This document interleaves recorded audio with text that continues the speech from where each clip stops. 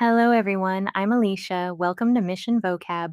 Today's advanced English vocabulary word is estranged. Estranged is an adjective describing people who were once close but have become emotionally distant and are no longer in regular contact, often after conflict.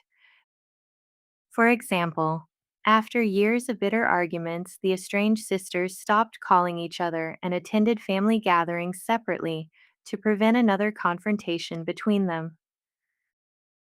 Though he lived only 10 miles away, the estranged father had not spoken to his son since their painful disagreement 5 years ago. The actor reunited with her estranged husband after months apart, but they said rebuilding trust would require patience and honest conversation from both sides. Synonyms for estranged include alienated, distant, separated, disconnected, and detached.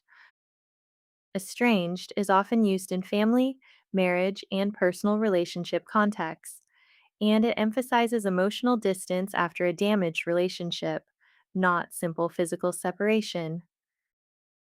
That's estranged. One word, stronger English.